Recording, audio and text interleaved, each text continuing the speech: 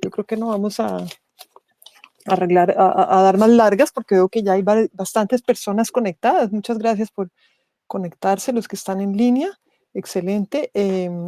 Bueno, les quiero presentar el espacio y vamos a lanzar inmediatamente el space porque realmente hay muchos asuntos sobre los que vamos a hablar. En primer lugar, recordarles a quienes nunca han estado aquí que este es un espacio, un space que venimos haciendo ya hace algunos meses.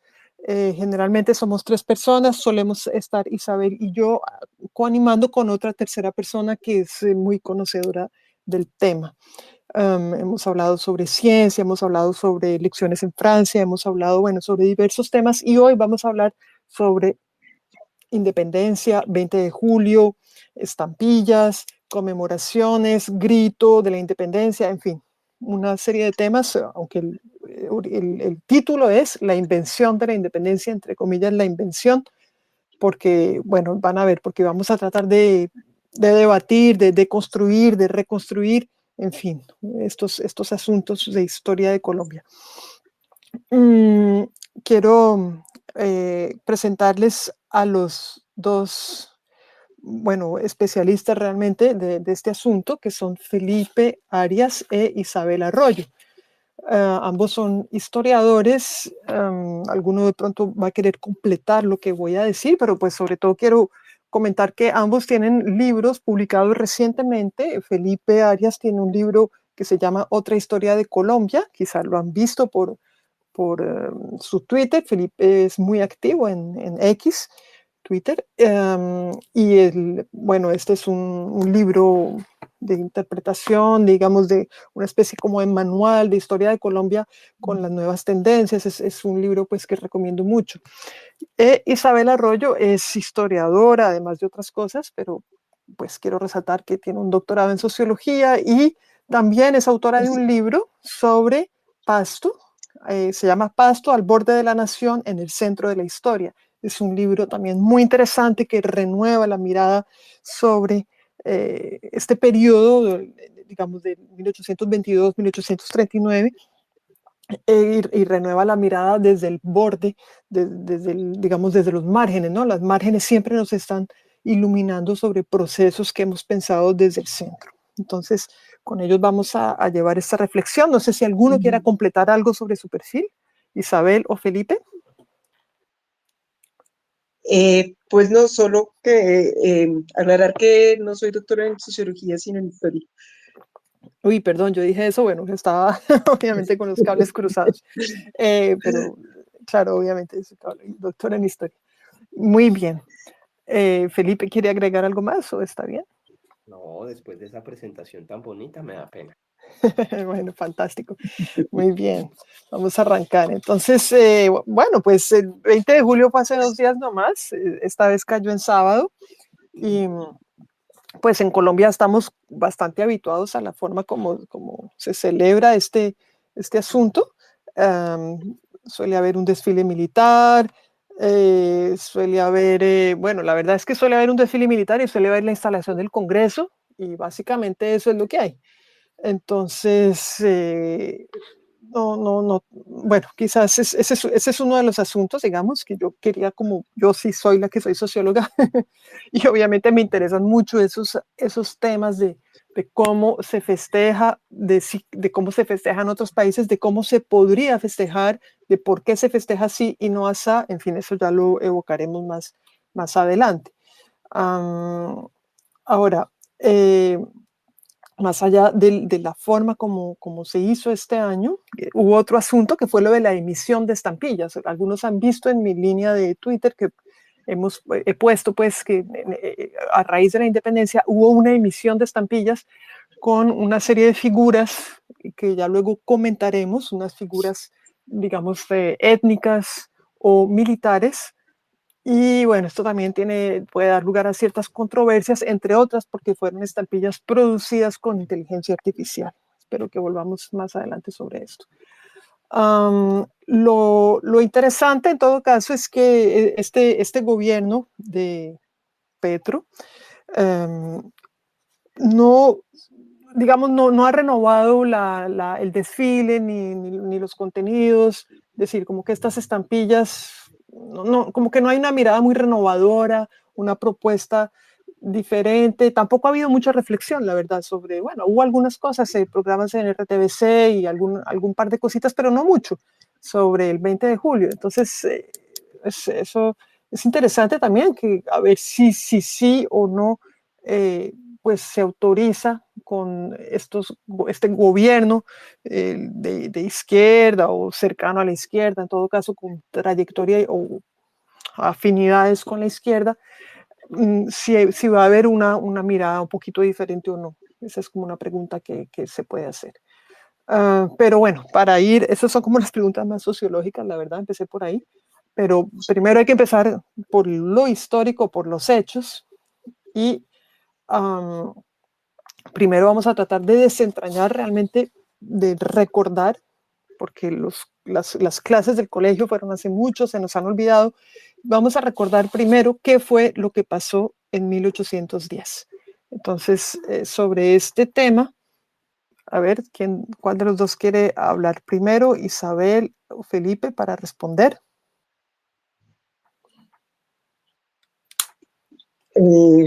Pues bueno, de pronto me lanzo yo. Adelante, adelante. Y después para que Felipe me pueda complementar. Pues hablar del 20 de julio, la verdad es un gran reto para los historiadores. Primero porque pues está este relato escolar del florero. Y segundo porque es como complicado explicar que el día de la independencia de Colombia, pues no hubo independencia, no hubo una declaración de independencia.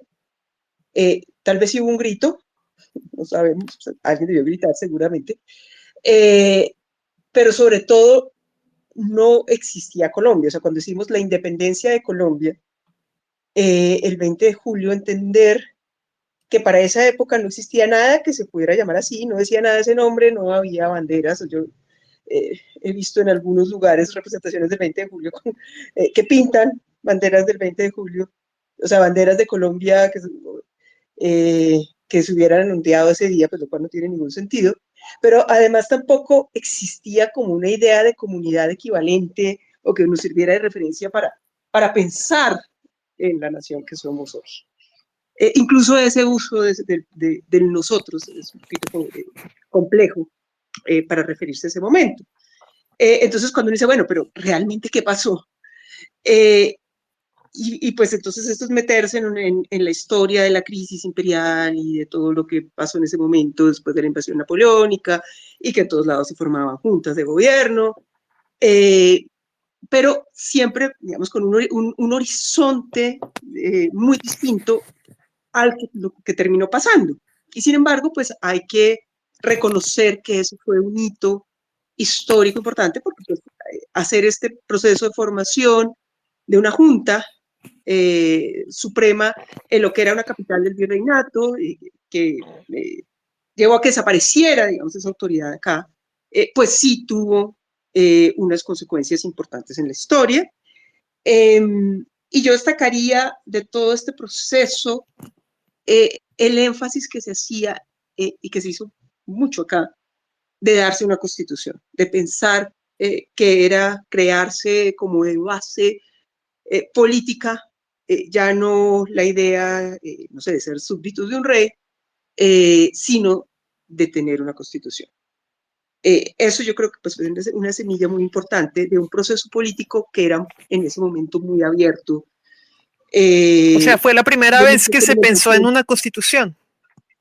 Se venía pensando, digamos que esto estaba dentro de un proceso constituyente que venía desde España y que llegaría un poco después a formarse la famosa Constitución de Cádiz, la famosa PEPA. Pero aquí incluso la Constitución fue anterior. La famosa PEPA, perdón, pero que probablemente muchos de los oyentes no saben qué es la famosa claro, PEPA. Es PEPA porque, explicar un poquito. Porque es la Constitución, porque se proclamó, es la Constitución de 1812 de España, una Constitución que fue también muy revolucionaria en su momento, y se llama la PEPA por el día, creo que era el día de San José. Entonces, por eso se llama la PEPA. Y se proclamó seguro por lo menos en 2 ocasiones, y fue como un referente para los españoles liberales. O sea, en España en España, ¿qué régimen había para entender por qué la Constitución de Cádiz o la PEPA fue tan importante en España en 1812? ¿Qué régimen había? ¿Cuáles eran las tensiones en ese momento? Pues lo que había era un vacío de poder, en esencia porque por la invasión napoleónica había presionado a los reyes de España a abdicar y el poder pues, de Napoleón no fue reconocido por los españoles y como parte de la resistencia española se formaron varias juntas y varias configuraciones políticas y dentro de eso se llegó a la formación de una constitución, la Constitución de Cádiz, en la que hubo representantes americanos también y en la que hubo decisiones también que, por ejemplo, la de considerar que todos los que hacían parte del Imperio Español eran igualmente españoles, incluyendo los indígenas. Pero ese fue, digamos, un proceso simultáneo a el surgimiento aquí de movimientos más autonomistas que terminaron llevando a procesos de independencia y después a la formación de estados nacionales independientes. ¿Sí? Fue todo un proceso. Es un proceso que igual se inicia por las guerras napoleónicas, es decir, sin Napoleón no hubiera pasado todo esto, podríamos decirlo así, o sea, gracias a Napoleón en últimas porque... Podría ser una manera de verlo, sí. ¿Qué dice Felipe al respecto? No necesariamente. El proceso que lleva a la independencia es un proceso inesperado, inédito por donde se le mire para la sociedad de su tiempo.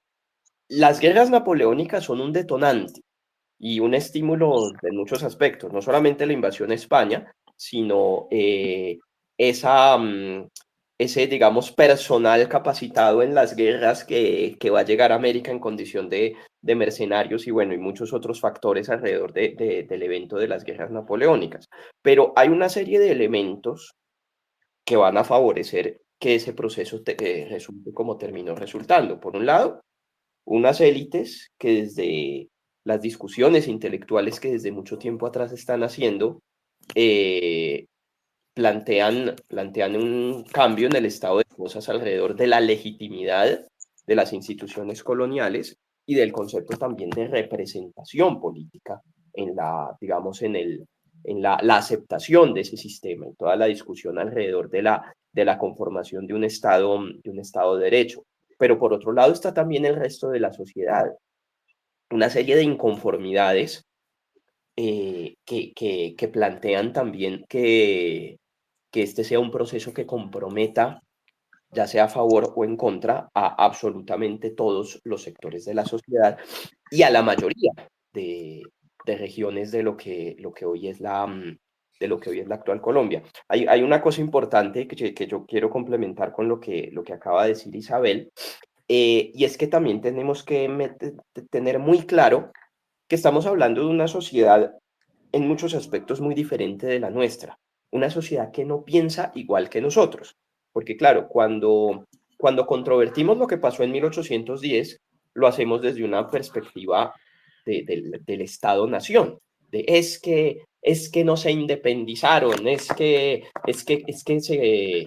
eran fieles a los asesinos españoles y un montón de cosas, digamos, que a veces surgen desde la pasión, digamos, de la gente, y pues pasiones absolutamente comprensibles. Y eso es importante. No solamente no existe Colombia, o la idea que nosotros tenemos de Colombia, sino que no existe el nacionalismo, ¿no? Y no existe una conciencia nacional que por medio de la cual tuviera la gente, sean las élites o los sectores populares, una necesidad de independizar a la Nueva Granada de España. Son las circunstancias alrededor de esa idea de conformar un Estado de Derecho las que terminan planteando esa idea de que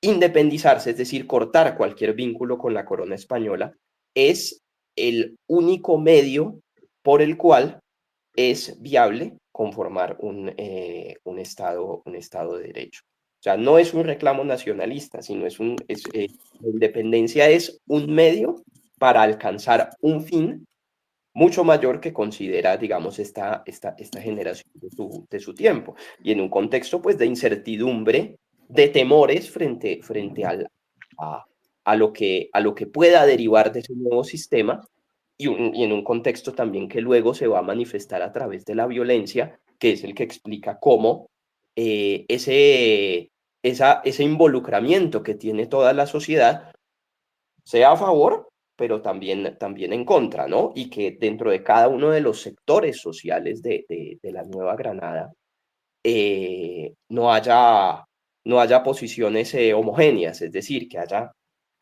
indígenas independentistas como indígenas realistas, que haya españoles independentistas, que haya criollos realistas y que haya la posibilidad también de que muy rápidamente muchas de estas comunidades se cambien de bando en el contexto además de la guerra. Pero básicamente eso es lo que forma es decir, no hay Colombia, no existe ese país, no existe esa nación, pero sí existe una, digamos, sujeción o no al rey, digamos, un reconocimiento o no, es decir, se ven como súbditos o no, digamos, así es como se define la pertenencia a ese cuerpo, o pues, se contesta o no, pero esas son el marco, sería así, la forma como la cabeza, lo que había en la cabeza de estos neogranadinos, las mentalidades sería esa la línea, ¿no? Lo que los definiría. ¿Están de acuerdo con eso? Hasta cierto punto sí, en el sentido de que hay provincias que reclaman el reemplazo de las antiguas instituciones por juntas de gobierno, pero que están permanentemente haciendo llamados al resto del virreinato a unirse a ese movimiento. Proceso que va a ser pues fallido, a diferencia de lo que ocurre en otros reinos, ¿no? De América, donde sí, pues hasta cierto punto sí se logra convocar a todo ese territorio alrededor de un proyecto de conformar repúblicas. Y que si bien la Nueva Granada no lo logra de manera efectiva, sí es notorio ver cómo, para allá el contexto de 1819, hay claramente esa visión, ¿no? De que lo que era el antiguo virreinato de la Nueva Granada va a constituirse en una república. Ahora, lo que está sucediendo en el resto de América, cuando uno se pone a mirar pues, manuales, digamos, sencillos de historia de esos años, es muy similar. Bueno, Felipe acaba de decir que no, pero desde un punto de vista un poquito más exterior son procesos muy similares los que están sucediendo en América. En 1810, en 1809 hay varios gritos, incluso el término mismo, el grito de la independencia se da, se da en México, que es el más famoso, que hoy en día se sigue celebrando, se da en Bolivia, se da en Quito. Es decir, son procesos, incluso la terminología es similar, somos finalmente un producto de ese aparato de conquista, entonces creo que no es tan diferenciado lo que se ve ahí. Sí. Sí, es de hecho un proceso continental, y es un proceso continental porque estaba conectado por una red de noticias e incluso de un debate transatlántico de ideas, ¿no? Y de circulación. En esa época hablaban de circulación de papeles públicos. Un proceso global incluso. Sí, claro. Bueno, global, digamos, del mundo atlántico, por lo menos, pero sí, claro que había conexiones, y es interesante ver eso. O sea, porque uno tiene la noción aquí de pueblitos o pues de que éramos muy provincianos, de cierta forma no era, pero que estábamos súper aislados de las noticias, de que no sabíamos qué estaba pasando en el mundo, y uno encuentra que en verdad sí se sabía. Y a propósito de este tema de la Constitución de Cádiz, es importante recordar que hubo un proceso electoral acá y hubo discusiones alrededor de ese proceso. Y se sabía, pues, qué estaba pasando allá. Incluso, pues, la muy famosa en ese momento, muy influyente decisión de abolir el tributo indígena y abolir, digamos, la diferenciación de la condición de indígena a la condición de españoles. Que eso lo conocieron los pueblos indígenas. incluso pues hay papeles y documentos de esa época en que comunidades indígenas se dirigían a las autoridades presentándose como los ciudadanos españoles anteriormente conocidos como indios, por ejemplo, porque se entendía en las decisiones que se estaban tomando en ese momento que se le daba una ciudadanía española en condiciones de igualdad a las comunidades indígenas. Y eso, pues, era parte de un proceso continuo y de un proceso en que se estaba, pues, pendiente de noticias, y que a veces que la noticia llegara tarde o que se la contaran de otro lado podía tener incidencias como en el acontecer de los sucesos. Incluso, pues, nosotros cuando nos quedamos en la discusión alrededor del florero, ¿no? Y de que entonces pelearon por un florero, pero yo no sé si ustedes recuerdan para qué era el florero. Que el florero era para la recepción de un comisionado regio, de un señor que venía de España, Antonio Villavicencio, y pues nunca le explican a uno en la historia y este señor qué era. Y era un señor que venía del Consejo de Regencia Española y que venía acá a intentar convencer de que participaran, de que aceptaran la autoridad del Consejo de Regencia y que aceptaran participar en ese proceso, digamos, de definición justamente de una nueva constitución. Y fue muy, muy curioso porque a medida que fue bajando esta comisión, se fueron declarando juntas en Caracas, en Cartagena, hubo también como una solución de socorro, y finalmente, pues, no más la noticia de que llegara acá generó la conformación de la Junta en Santa Fe, en la capital del virreinato. O sea, la sola noticia generó ese temor, y además ya había esa conciencia. Esa nota de ese papel es impresionante. Esos indígenas, o sea, los indígenas mismos tenían plena conciencia, pues, de ser prácticamente, estar en igualdad, a pie de igualdad junto con los otros residentes españoles, criollos, etcétera. ¿Es algo así? ¿Sí entendí bien? Sí, o sea, sabían, o sea, las comunidades indígenas estaban, y las comunidades de los pueblos y todo eso se enteraban de lo que pasaba, y estaban, o sea, ellos estaban acostumbrados a hacer reclamos y representaciones se llamaban, usando cierto lenguaje, ¿cierto?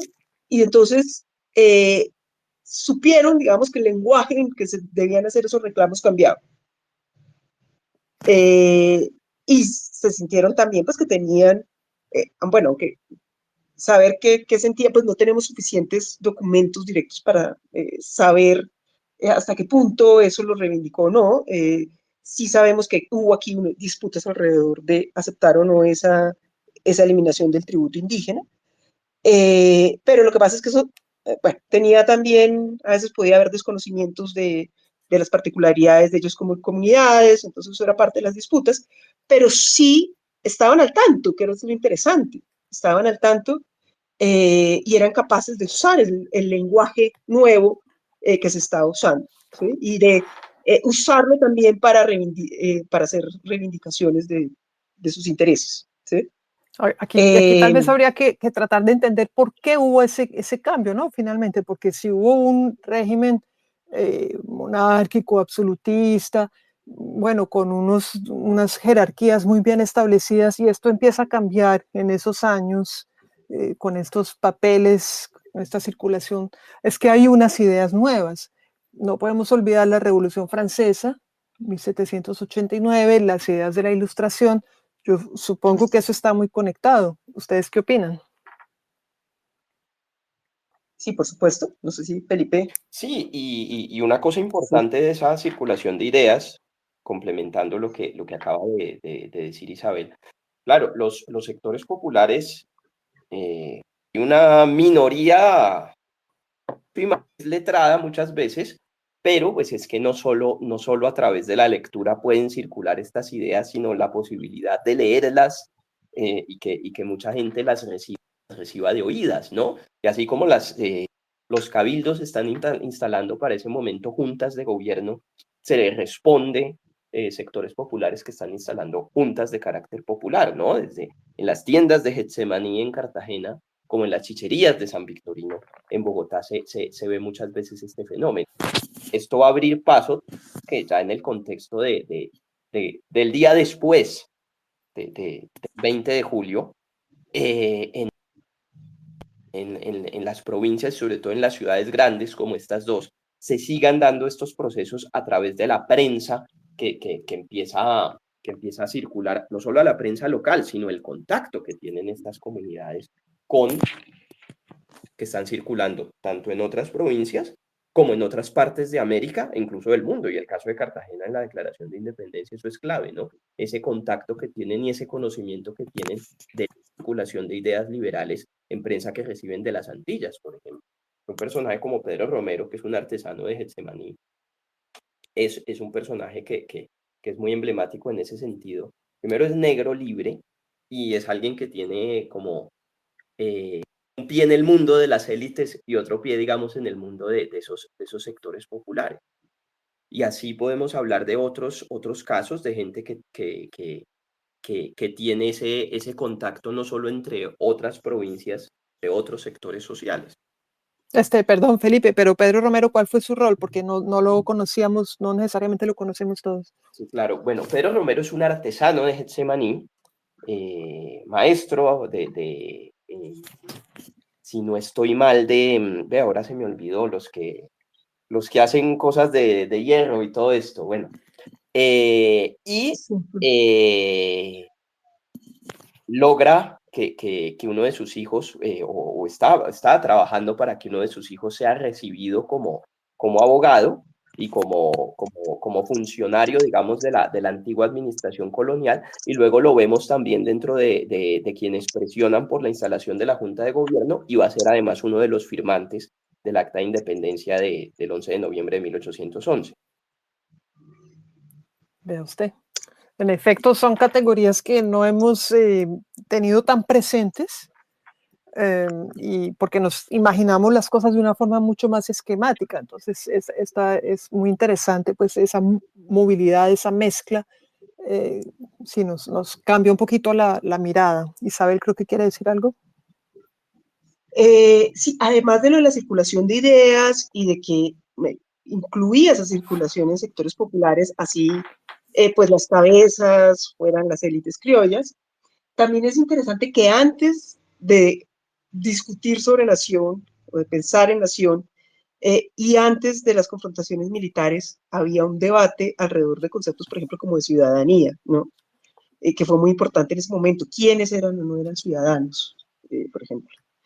Entonces eso hace pues muy interesante ese periodo también, ¿no? Que a veces como que lo subestimamos porque no nos parece lo suficientemente revolucionario a partir de las ideas que nosotros tenemos de revolución, ¿no? Y de independencia nacional, que no está de pronto como con nuestra noción dominante, pero yo creo que es un periodo que tiene cosas bien interesantes. Sí, en 1810 no hubo batallas, no hubo, de hecho, me parece que no hubo derramamiento de sangre en lo que hoy llamamos Colombia, pues por lo que he estudiado, pienso que no, pero me corregirán si me equivoco, porque vi, pues en México sí, por ejemplo, los complotistas, los que estaban tratando también de armar las juntas por allá, reuniéndose, ellos los ajustician, los fusilan. En lo que era Colombia, Nueva Granada, no pasa esto.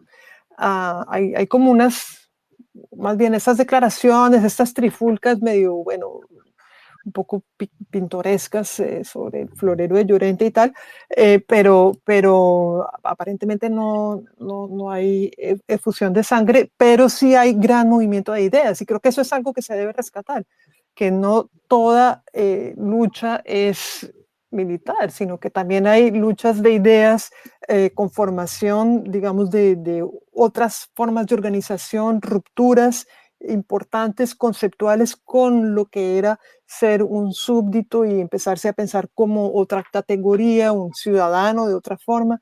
En fin, eso es muy interesante, ¿no? Salir del mero relato, digamos, militarista de las batallas.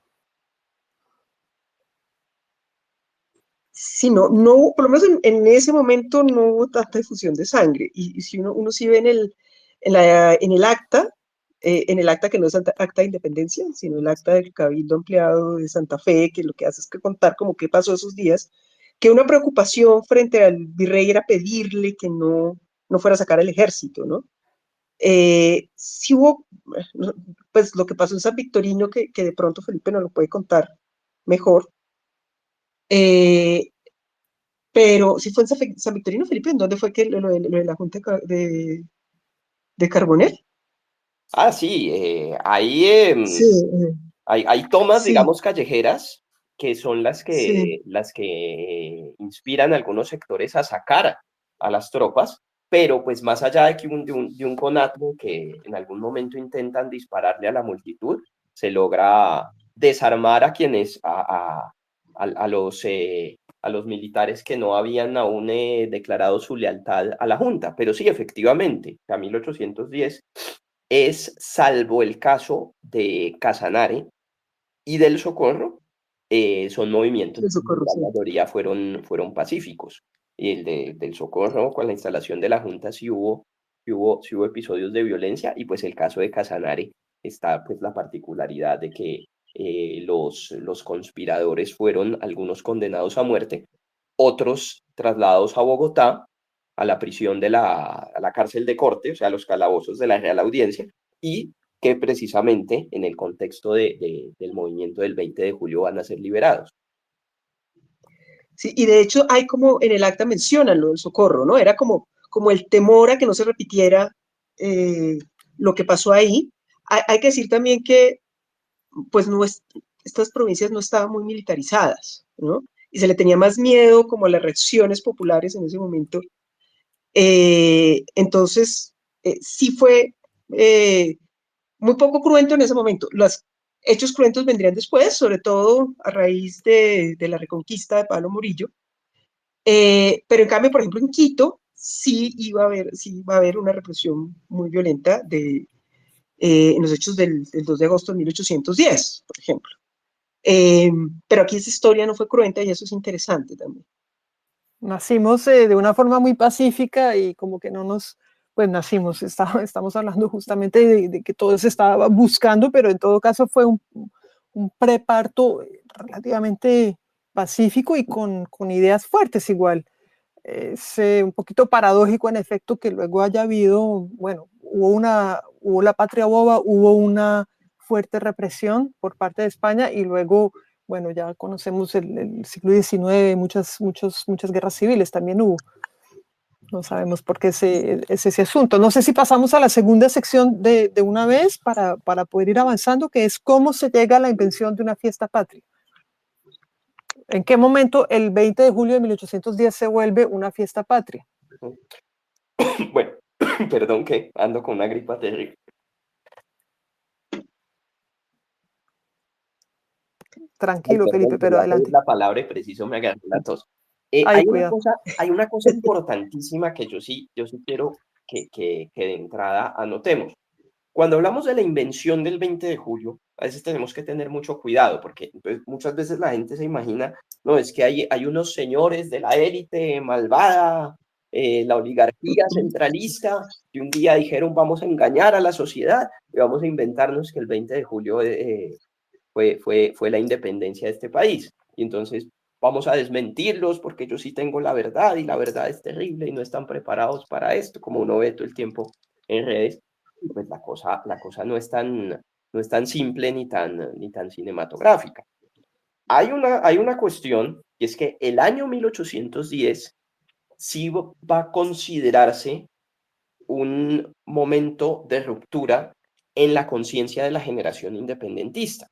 Aún no tal vez el 20 de julio, pero si uno ve, por ejemplo, la ley fundamental de la Gran Colombia, que decreta el Congreso de Angostura, está fechada en 1819, año noveno de la independencia, igual que Sí. la Constitución de 1821, la del 32, una vez disuelta la Gran Colombia, y en general toda la papelería de ese periodo, toda la papelería oficial va a fecharse así. Entonces, digamos, año 1827, 17º de la independencia.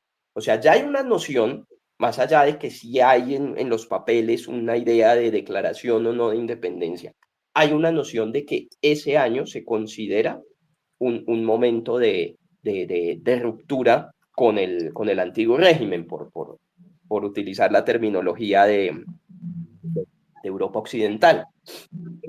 Y eso va a ser de cierta manera, un precedente importante para que con el paso del tiempo, ya en procesos de construcción de una identidad nacional, se le empiece a dar ese valor al 20 de julio, ¿no? Claro, hay unas particularidades que tiene el antiguo virreinato de la Nueva Granada, y es que esa división de provincias y esa, digamos, fragmentación también territorial va a ser muy difícil que haya un proceso unificado de esta primera etapa de la independencia, y pues eso va a dificultar el hecho de que se pueda elegir una fecha fundacional de ese proceso, por las razones que tienen que ver de los eventos que ocurren en la capital, que no son necesariamente desdeñables, porque logran la destitución de las principales autoridades del virreinato. Al 20 de julio se le va a empezar a dar ese valor, más o menos a partir de los años 1840. El 20 de julio, por ejemplo, es la fecha en la que se inaugura la estatua de Bolívar en la plaza homónima. Cuando se funda los partidos tradicionales y se perdón, ¿en el 48, Felipe? 1846. Okay. Cuando en 1849 se elige a José Hilario López, el primer presidente liberal, el naciente Partido Liberal va a empezar a darle ese valor al 20 de julio, como una idea de esa fundación civil de la República, en contraste con ese valor, digamos, que desde el periodo gran colombiano se le estaba dando al 7 de agosto, ¿no? Sobre todo por parte de quienes fueron oficiales en el contexto de la campaña libertadora. Y es muy importante encontrar aquí esa idea de esa influencia del proyecto político del Partido Liberal, porque cuando se consolida el liberalismo con el sueño radical de la Constitución de 1863, de nuevo va a revivir ya esa importancia del 20 de julio, ya no necesariamente como una fiesta más de esa fundación de la República, sino ya su transformación en una fiesta nacional. Uno de los grandes promotores de ese valor del 20 de julio va a ser Manuel Murillo Toro, ¿no? El gran líder del Olimpo radical, y va a empezar como en su segundo gobierno a darle un valor muy especial a esta fecha. Y eso se va a ver finalmente traducido en el hecho de que a partir de 1873 hay una ley que sanciona al presidente Murillo Toro, que declara el 20 de julio como fiesta nacional. Pero de nuevo aquí ya vemos que el mito está arraigado también en la conciencia de esta generación, porque la ley lo dice: el aniversario de la proclamación de la independencia nacional. Ya sabemos claramente que no es así, pero se cumple el sueño de Murillo Toro. Pero fíjense que hay una cosa importante que yo quiero también señalar, porque dicen la invención centralista, pero fíjense en qué momento está ocurriendo. En ese periodo en la edad de oro del federalismo, que hoy día tanto se añora, y que el año pasado se celebraron los 160 años de la Constitución de Río Negro, con un reclamo de algunos políticos diciendo que el país tenía que transformarse hacia un régimen federal. Y hay una cosa también que es importante aquí señalar, y es que es una celebración que se consolida en un contexto de construcción de una identidad nacional, no solamente alrededor de la Constitución federal, sino en la transformación del nombre del país. El país se llama, desde hace 10 años, el país se llama Colombia, en recuerdo de ese estado utópico de la independencia, y renunciando al nombre colonial de la Nueva Granada. Es la misma época en que se funda la Universidad Nacional, en que se funda la Academia de la Lengua, la Escuela de Bellas Artes. Es un proyecto en el que buena parte de estas élites liberales están involucradas, y de distintas partes del país. A veces es importante leer esos textos para entender su complejidad, porque sí, se aprueba la ley y se firma en Bogotá, pero la firman personajes como Eugenio Baena, cartagenero, presidente del Congreso, y el ministro del Interior, Gil Colunge, panameño, también firma esta ley.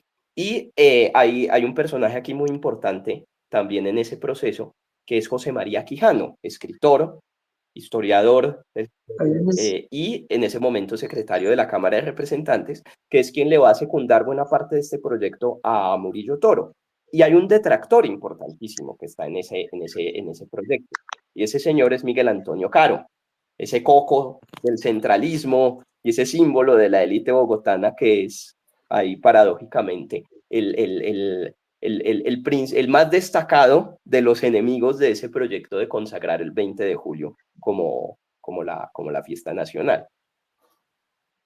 Es súper interesante y realmente hay muchas cosas ahí muy ricas, pero quiero volver sobre un asuntico, porque precisamente quizá conecte con Caro, y es pregunta, lo hago como pregunta y realmente lo ignoro por completo.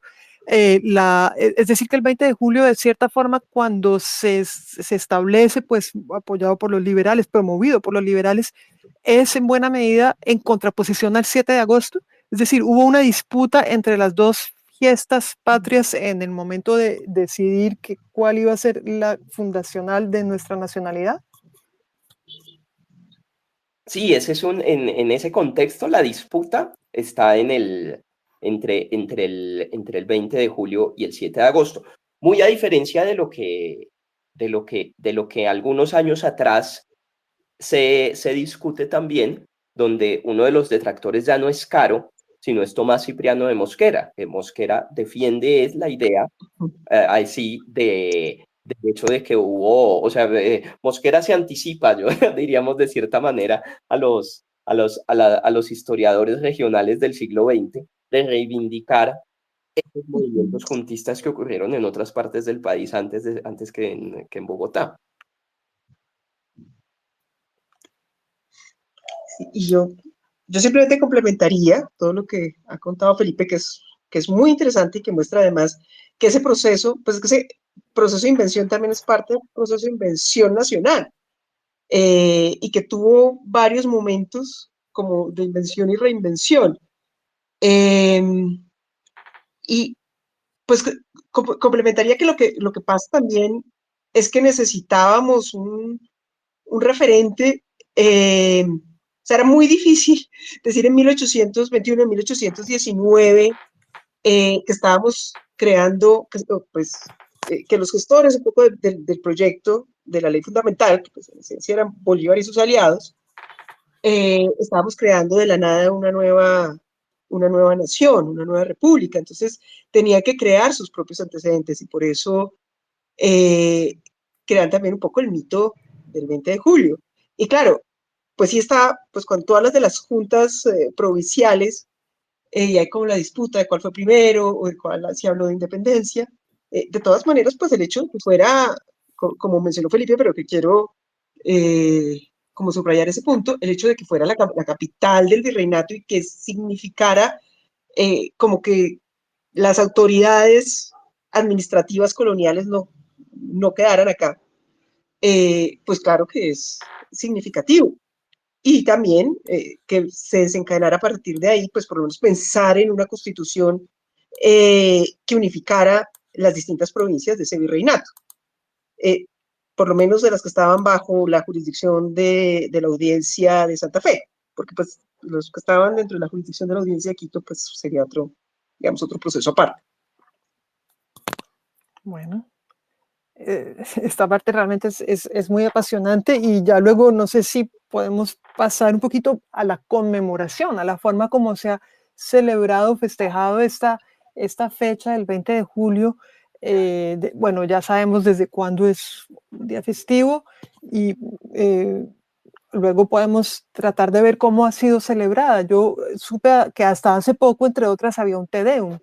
Yo había olvidado todo esto, y pues sí, antes se celebraba con misa, además del desfile militar, había una misa, y también vi por ahí en periódicos de los años 40 que había eventos deportivos, como una revista deportiva. La verdad ignoro mucho porque no he estudiado el tema, solamente lo he ojeado, pero de repente ustedes tienen más elementos para aportar.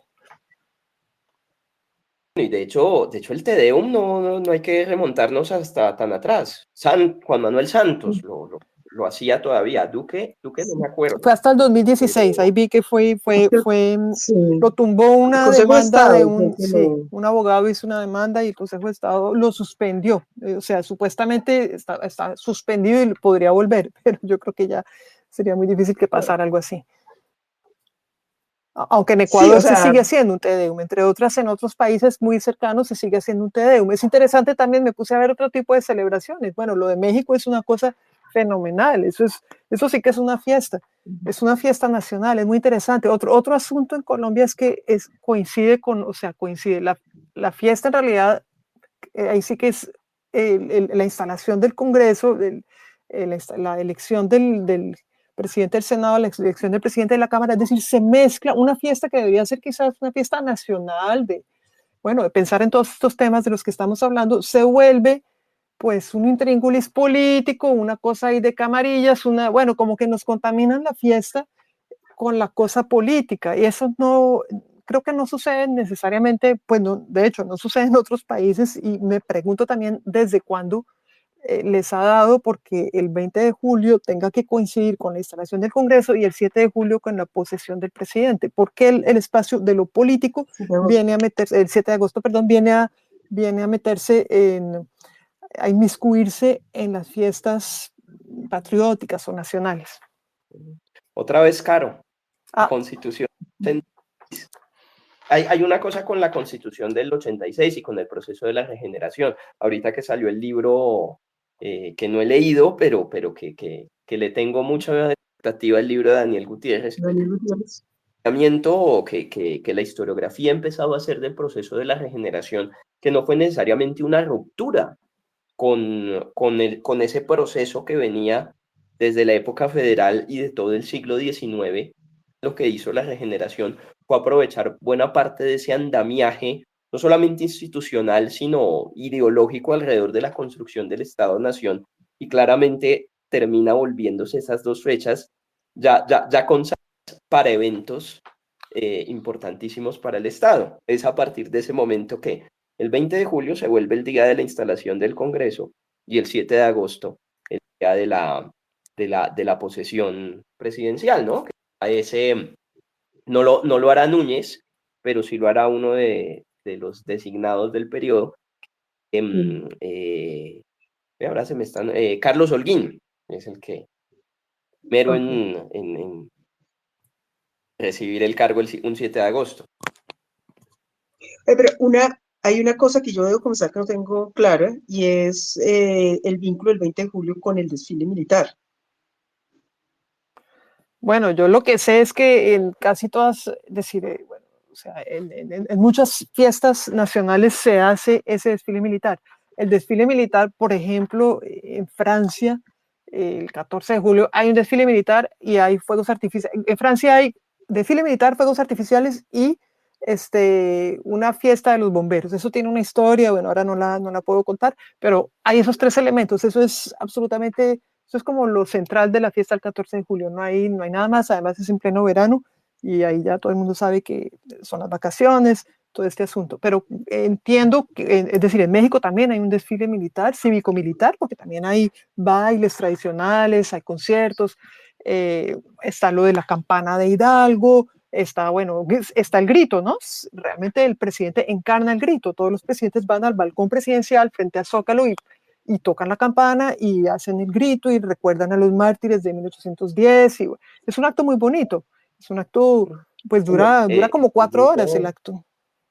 El grito mexicano tiene esa particularidad, ¿no? La idea de celebrarlo desde la noche anterior, el 15, y eso es lo que ha permitido también darle ese carácter de fiesta popular y de espacio en el que sale la gente a la calle o a un restaurante o a un bar a ver el grito por televisión y reunirse las familias como si fuera 24 de diciembre. Claro, no es que haya sido un proceso que por iniciativa propia la ciudadanía lo haya construido de esa manera, sino tiene más que ver también con esos procesos de los regímenes políticos del siglo XIX. La celebración se anticipa en la noche anterior desde la época del presidente Porfirio Díaz. ¿Y por qué razón? Porque el 15 de septiembre, o sea, el día anterior al 16, Porfirio Díaz cumplía años. Exacto. Sí, sí, sí. Buen dato. Pero es curioso que nosotros no, siendo, digamos, un pueblo que nos entendemos a nosotros mismos tan festivos, no se nos haya ocurrido que la celebración de la independencia, salvo pues las fiestas de Cartagena, pero que la celebración de la independencia sean, que las fiestas patrias sean fiestas festivas, pues, de celebración, de parranda, pues, sino que sean cosas como muy formales y realmente eh, eventos como que pasa ese día y ya nos olvidamos del tema, ¿no? O sea, como que tiene más una cosa simbólica, formal, que sí pues, está como referente, pero que no está tan apropiada como puede serlo en México, o sea, no tiene como esa importancia que puede tener en otros países. Otra excepción sería Antioquia, con la Feria de las Flores. Claro, es una celebración que tiene otro origen. O sea, el aniversario de la independencia antioqueña es la excusa, pero es de estas ferias que surgen en los años 50 en el contexto del arribo de la cultura de masas. Y de hecho, Sí. muy poca gente, incluyendo gente en Antioquia, sabe que la Feria de las Flores es en conmemoración de la declaración de independencia en Antioquia. Antes, la poca gente que lo recuerda termina prestándose para malos entendidos y la gente piensa es que está hablando de algún movimiento separatista contemporáneo, alguna cosa por el estilo. Lo han desvirtuado. Sí, que si gritan viva la independencia, cosa. Sí, la gente dice, estamos celebrando la independencia de Antioquia. Uy, ¿cómo así? Ya. Sí, no, la verdad, yo creo que sí, el hecho de que los políticos se hayan atravesado en estas dos fiestas, sí le ha quitado como la posibilidad, nos ha quitado la posibilidad de reflexionar y de hacerla más bonita y más libre y pues estar menos pensando en esas triquiñuelas, en esas jugadas.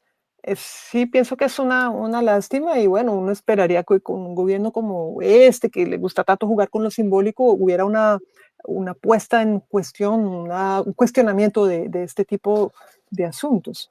Pero bueno, por ahora lo cuestionamos aquí en este space solamente, porque sí, imaginarse otra fiesta es menos formal y menos dominada por los políticos, sí creo que es un desafío muy interesante. Bien, pero ha transcurrido ya casi una hora de esta charla. No hemos tocado el tema de las estampillas, que es otro asunto. No podemos tocarlo y luego, si es bueno interactuar con las personas, les recuerdo a los oyentes que están aquí que pueden ir dejando preguntas, comentarios en el hilo del Twitter y las vamos leyendo y si tenemos tiempo también, por supuesto, les damos la palabra. A veces no siempre se da la posibilidad porque hay mucha gente, pero sí podemos ir leyendo los trinos. Podemos hablar ahora de lo de las estampillas del Bicentenario. Yo vi esto, bueno, ha sido publicado por algunas personas y me puse a buscar hasta que encontré que en efecto son imágenes, es decir, bueno, primero presento el asunto, son estampillas de mujeres y minorías étnicas, negros e indígenas que participaron de una forma u otra, ya sea a favor de la gesta de independencia, más bien por el lado militar o incluso desde el lado realista, pero tiene la particularidad de ser mujeres, indígenas y negros los que han sido, digamos, retratados en estas estampillas. ¿Retratados de qué manera? Obviamente en esa época, estamos hablando de los años, principios del siglo XIX, no había en absoluto cámaras fotográficas, tampoco quedaron registros, pinturas de estas personas, luego son retratos imaginarios. ¿Cómo se hicieron estos retratos imaginarios? Pues desgraciadamente el gobierno colombiano, no sé cuál fue la entidad, si fue el Ministerio de Tecnología o no sé cuál fue, de tecnología, no, de cómo lo llama, el MINTIC, pero hicieron esto con inteligencia artificial, con unas imágenes, pues que no, decir, no corresponde hacer esto con inteligencia artificial y incluso lo que obtuvieron no es muy bonito, es como muy predecible, alguien me decía, quiero ir a ese gimnasio porque ese es el gimnasio de la independencia, pues todos musculosos, como muy imágenes muy cliché de cierta forma, pero sobre todo pues cómo se tiene todo este discurso sobre la importancia precisamente de reconocer a los grupos étnicos y no se le da, qué sé yo, no se le da a los artistas colombianos de esos grupos étnicos la posibilidad de representar, representar a estas personas en las estampillas. Eso me pareció un poco, pues, realmente una pena. No sé si tienen algún comentario, creo que Isabel quería decir algo sobre una de las estampillas en particular. Pero bueno, porque está algo, pero es que estaba mirando que nuestra Pedro Romero, por ejemplo, de que estábamos hablando hace un rato, creo que no está porque es bicentenario del 2019-2024,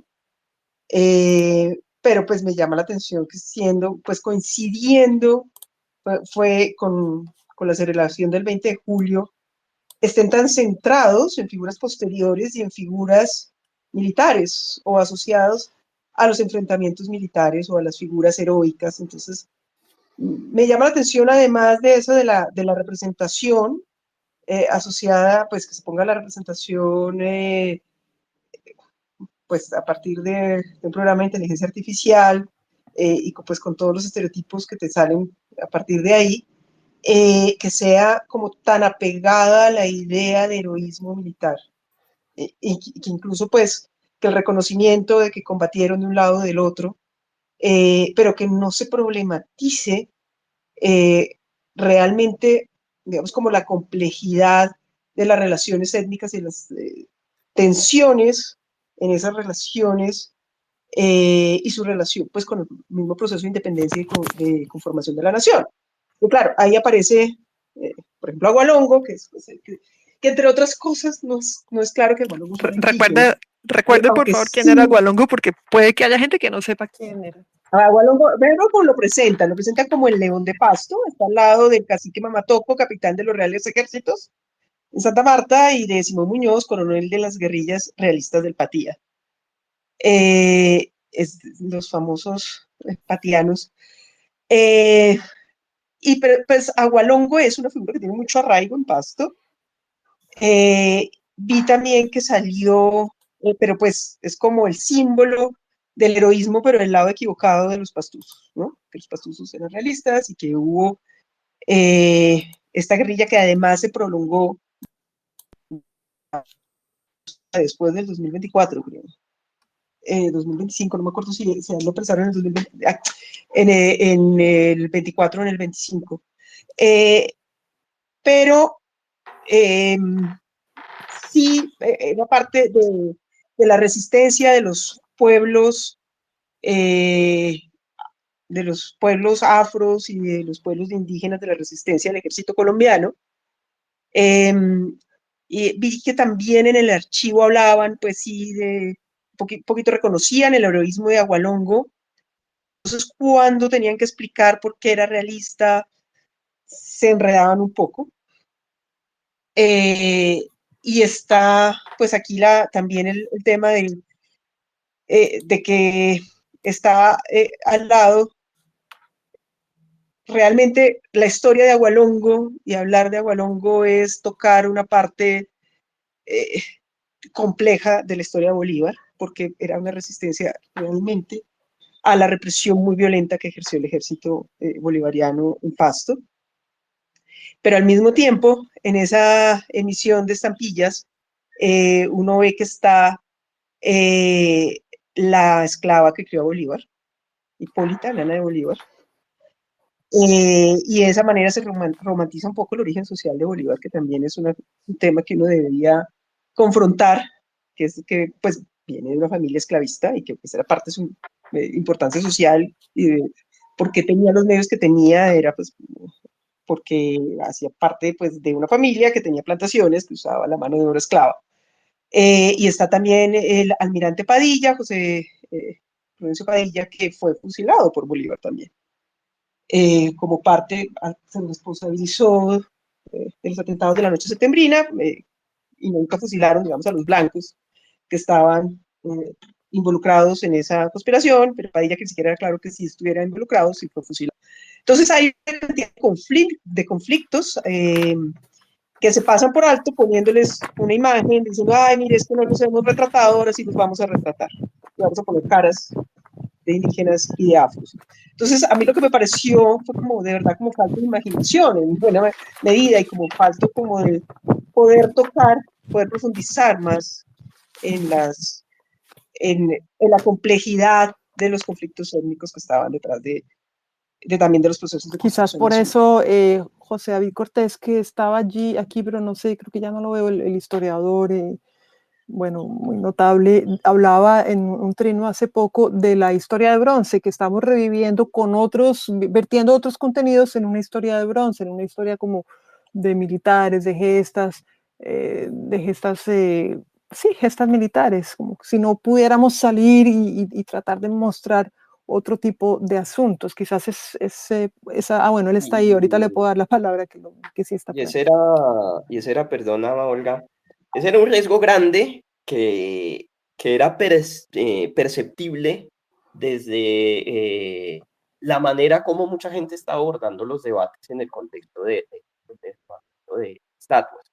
O sea, o éramos X o éramos Y, pero muchas veces no había espacios para reflexionar, debatir y hablar sobre la complejidad de los personajes, por supuesto, cuyos retratos eran derribados, y el proceso histórico que había alrededor de ellos.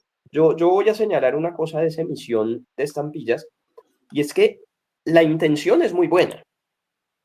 Buenísimo, una serie filatélica que nos habla de personajes afro, indígenas, y un mestizo, aunque mucha gente está convencida que es indígena, que fueron protagonistas en el contexto de la independencia.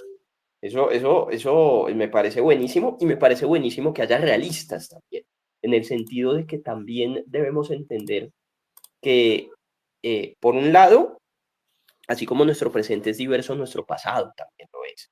Y la diversidad no solo pasa por lo étnico o por lo socioeconómico, sino en un caso como el de la independencia también como por lo ideológico, y de cómo la memoria de algunos de estos personajes es ya una parte sustancial del patrimonio cultural de las comunidades donde estos personajes vivieron.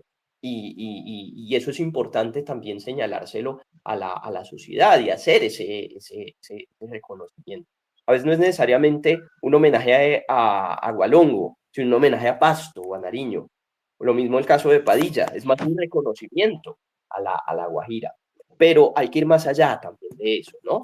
Y no hay que caer muchas veces las descripciones que pues, a todas luces tomadas de esos, digamos, relatos grandilocuentes de lo que efectivamente tú y otros profesionales hablan de la historia de bronce, y de sustituir el Bolívar de bronce o el Santander de bronce por personajes de origen popular, pero también a los que se les da ese mismo enaltecimiento acrítico, ¿no? Entonces, Josefa Conde, primera heroína mártir de raza negra, eso parece sacado de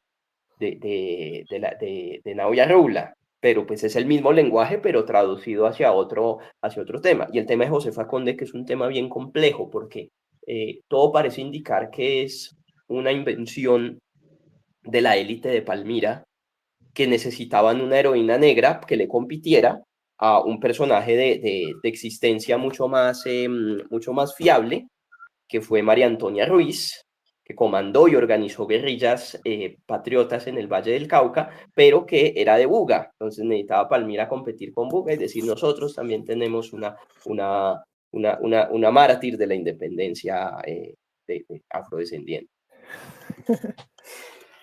Disputas regionalistas, muy buen punto.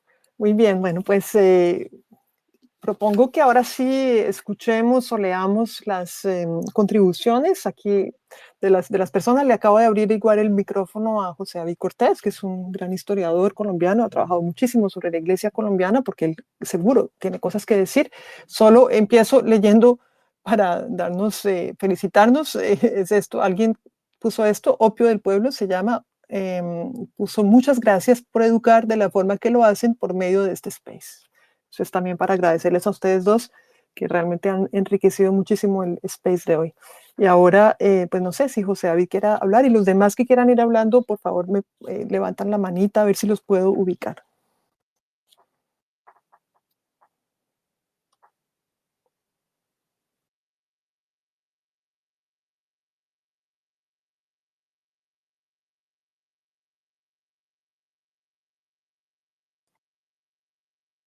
¿Me escuchan? Buenas noches, ¿cómo están? Sí, sí, claro que sí, se escucha muy bien. ¿Cómo van? Bueno, muy interesante el space. Voy a hacerles una confesión, este es el primer space al que yo entro en toda mi existencia, pero muy interesante.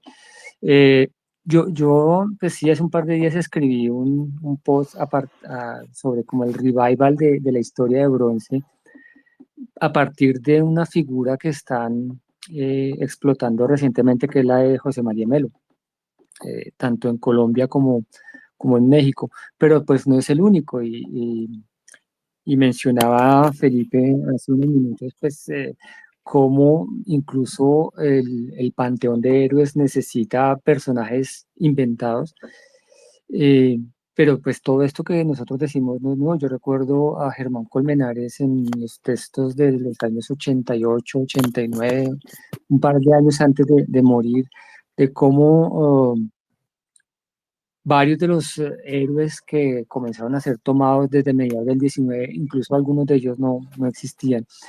Pero bueno, el comentario mío era a partir de este José María Melo. También está el presidente Nieto, de cómo incluso pues en contravía de esa historia de bronce de la academia, en donde están básicamente Bolívar y Santander, se intentan construir otros héroes populares, pero que no dejan de ser figuras eh, únicas, mesiánicas, sobresalientes, cuyas imágenes incluso distan mucho de ser las imágenes que pudieron haber sido plasmadas en las fuentes. Entonces, pueden surgir muchas preguntas. Creo yo una de ellas sería por qué la historia del 19 sigue siendo una historia heroica.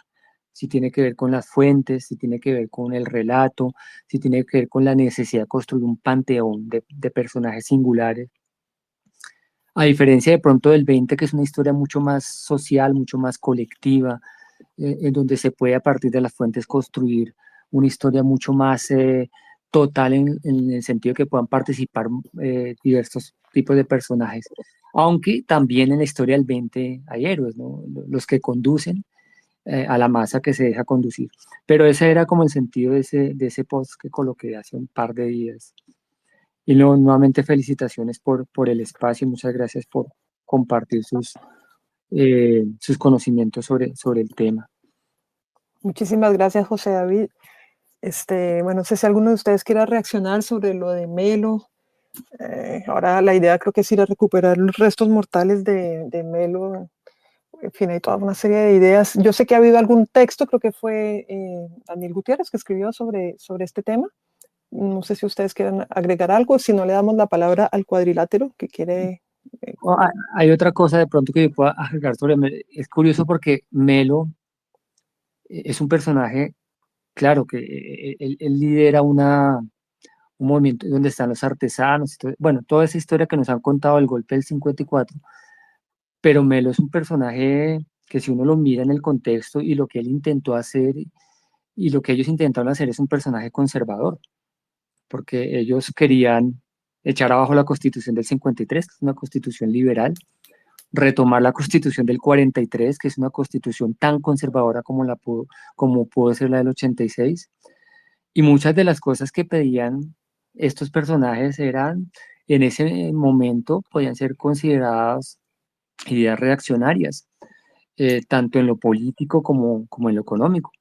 Pero no obstante, el hecho de que esté vinculado con un sector popular como los artesanos, a los cuales también se les ha ensalzado como si fueran revolucionarios y en un contexto de pronto más detallado pueden ser vistos como contrarrevolucionarios por muchas de las cosas que ellos defendían.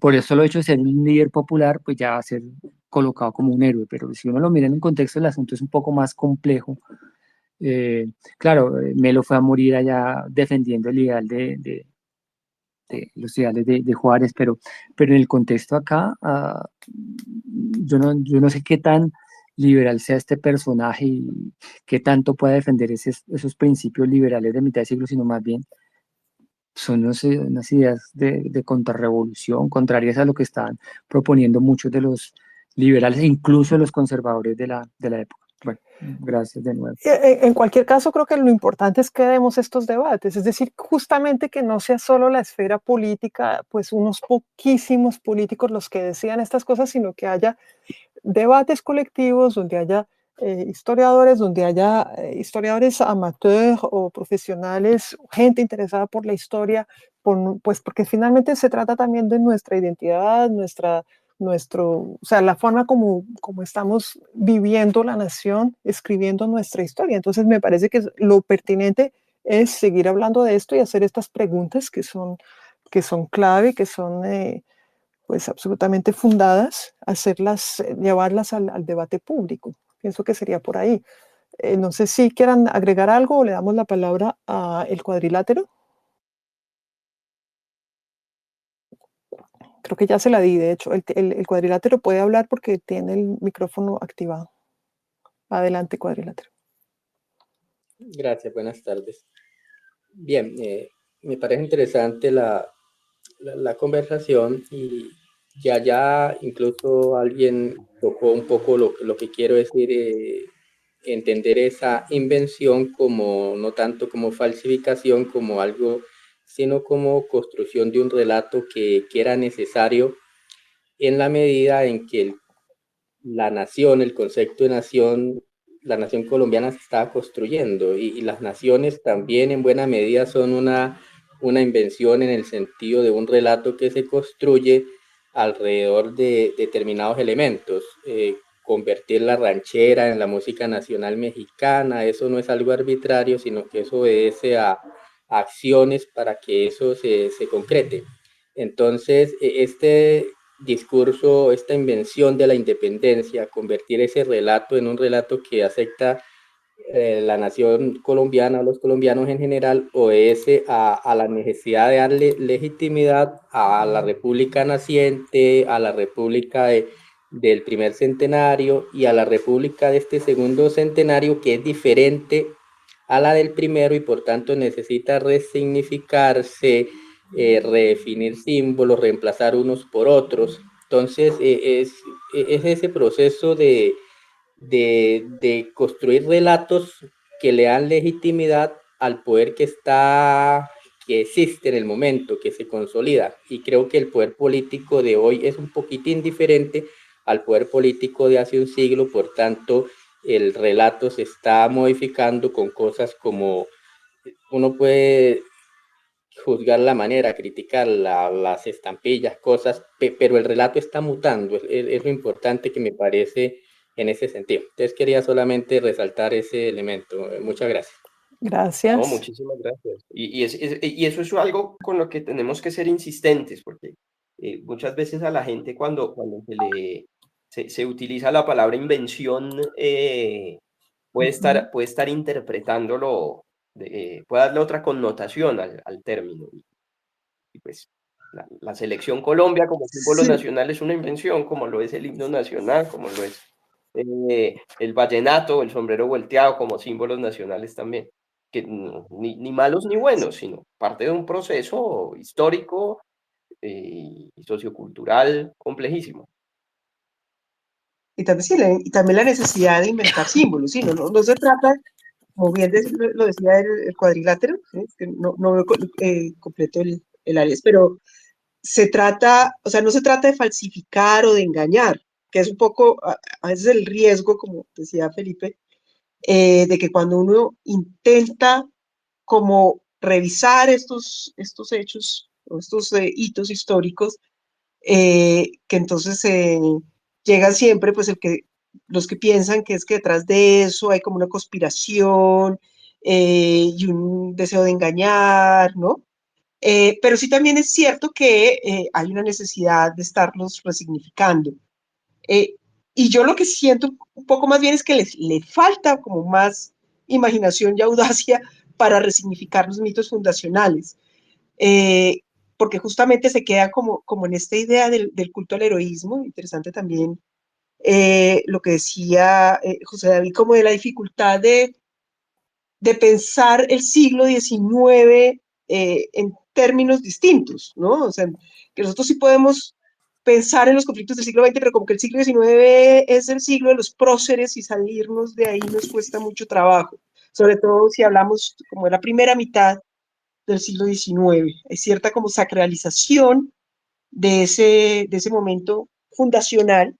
Y si lo vamos a desacralizar también es como desde sentir que estamos derribando la estatua y que estábamos siendo iconoclastas, pero entonces poniendo en acabamos riesgo la no sé, con nación. Bolívar, no, o acabamos con, o entonces, no sé, repensar a Bolívar es acabar a Bolívar como, digamos, como hace Sañudo, que es este historiador pastuso, que dice que Bolívar era terrible y que, pues, que todo lo alrededor de Bolívar es mentira, pero no somos capaces como de repensarlos por fuera de ese tono. Salir de la pasión, ¿no? Sí, y como de la idea, o sea, como de dejar de pensar que era obligatorio como que la nación se formara así y de esa manera y que si, por ejemplo, no teníamos construido una idea de nación era porque alguien nos lo había impedido, ¿sí?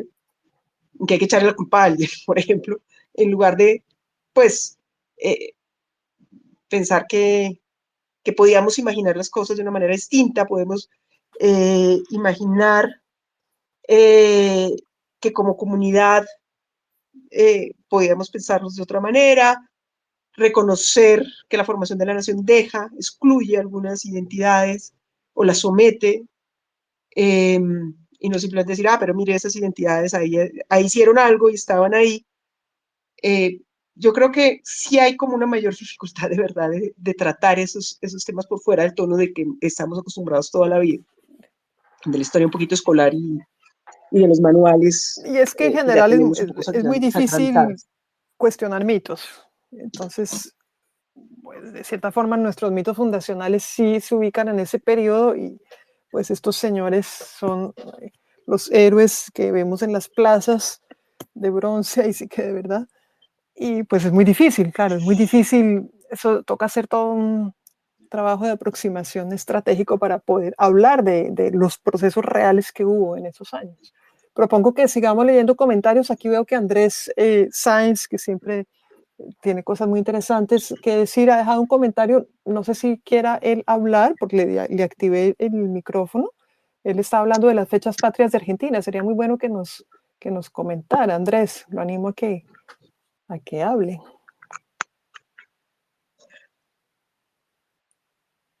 ¿Dónde está?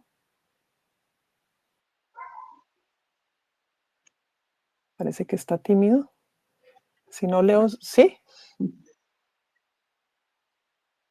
Su comentario dice que en Argentina las fechas patrias principales son el 25 de mayo de 1810 y se conoce como el primer gobierno patrio o primer cabildo patrio.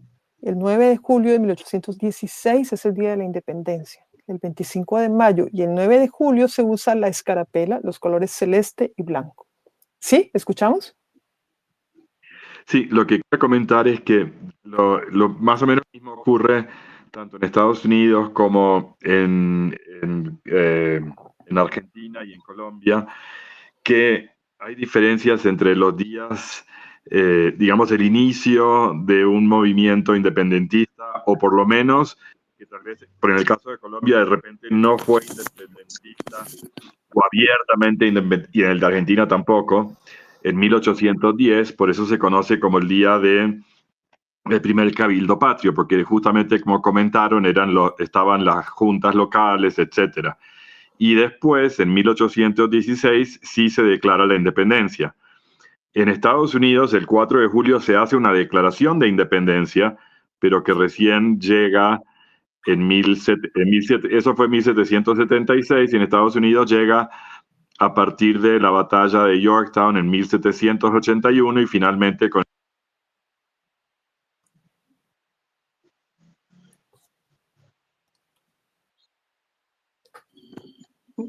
Uy, se me fue. Es único de Colombia tener esa dicotomía entre un principio de movimiento y un día más real de cuando efectivamente tiene mayor soberanía. Justo la última partecita, a mí no la escuché, no sé si ustedes lo oyeron bien. Lo que dije es que en la mayoría de los países hay una fecha inicial y una fecha ya definitiva de mayor soberanía. O sea, la soberanía de Colombia, creo que es unánime que el 7 de agosto la batalla de Boyacá es lo que define la independencia de Colombia. Pero, que fue lo que comenté en Estados Unidos, Yorktown, que casi nadie lo celebra. Y se celebra la declaración. En Colombia y en Argentina no hubo una declaración en 1810 de independencia, pero sí fueron los primeros gobiernos locales, a las juntas y a los cabildos. Isabel, a eso me refiero. Perfecto, Andrés, se cortó un poquito, pero creo que captamos la idea. Es un excelente aporte la diferenciación entre las dos fechas, la de los cabildos y la de la independencia. Isabel, creo que quiere decir algo.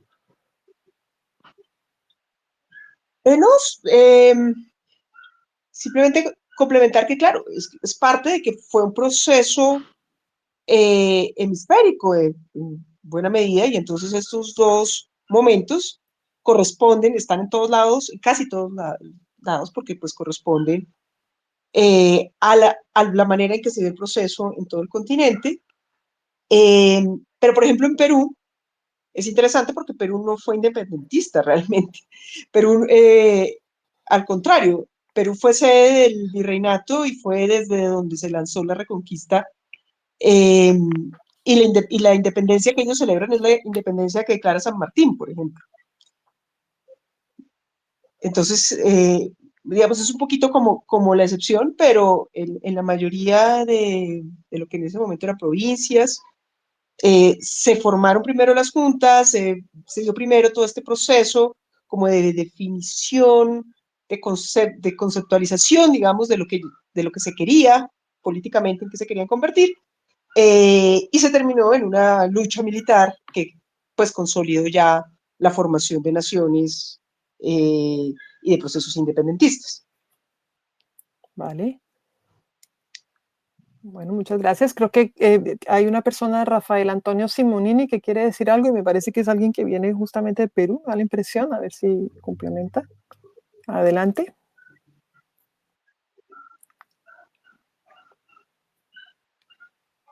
Le di la posibilidad de hablar, Rafael Antonio.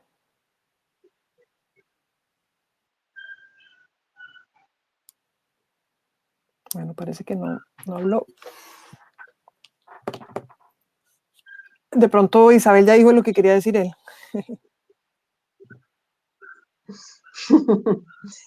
Hay un aporte aquí de Carlos Ramírez, que no sé si esté para que nos lo explique un poco más, que dice, hablando de lo que pasa al otro lado del charco, hay como una intención de recomunicar los procesos de conquista e independencia.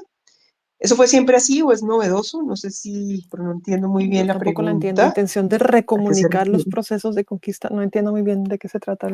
Primero el charco, supongo que es el Atlántico. De lo que pasa al otro lado del charco, sea en el Atlántico, hay como en Europa. ¿En España será de pronto? No es claro. Aquí. Pero no sé si puede que nos lo pueda... No sé. Simonini no dijo nada así, pero le di la palabra a Rafael Antonio. Usted puede hablar porque tiene el micrófono, tiene que activar el micrófono.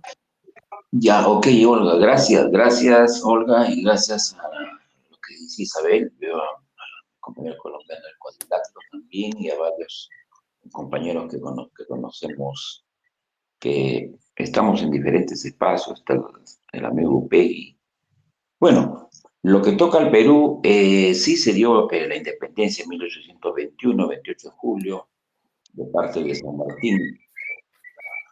Pero, ¿qué pasa? San Martín tenía una idea monárquica,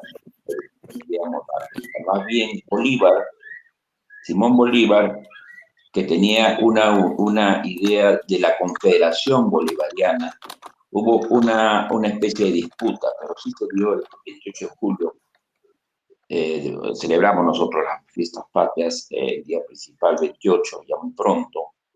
Pero como dicen ahí, la invención de la independencia, o sea, fue una independencia, entre comillas, una independencia contra la hegemonía española, una independencia contra ese imperio español que vino a cambiarnos prácticamente y a sojuzgarnos, donde arrasó la cultura inca acá en esta parte de Latinoamérica.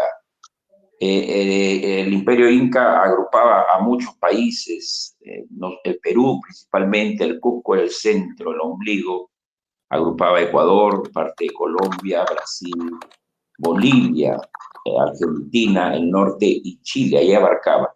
Posteriormente fue diseminándose, fue separándose en el virreinato, que también era grande, el virreinato del Perú, y como consecuencia posterior se da la independencia, ¿no? Pero es una independencia, diría yo, entre comillas, porque los países han sido juzgados por grupos de poder oligárquicos, donde han sometido muchas veces al pueblo peruano en barbaridades, como en la época de los hacendados, por ejemplo, donde había una gran esclavitud.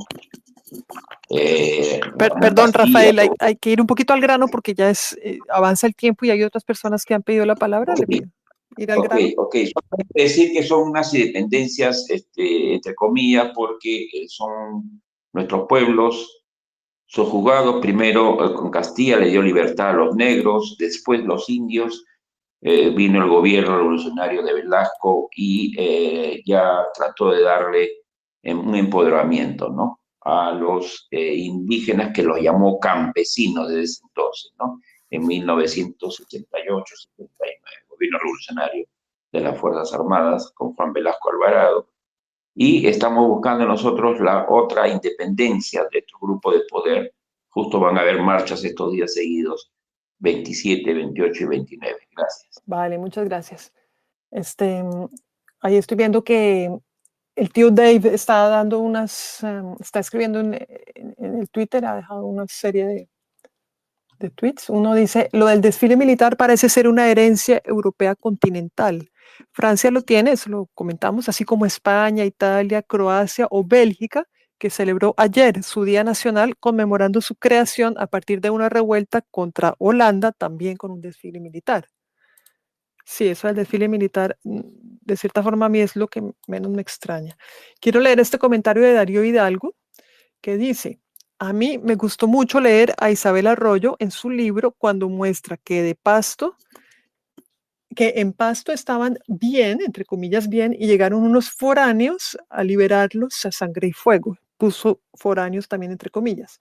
Si leí bien, Pasto al borde de la nación, en el centro de la historia, que es el título del libro de Isabel, y que luego había que celebrar el cumpleaños de Bolívar.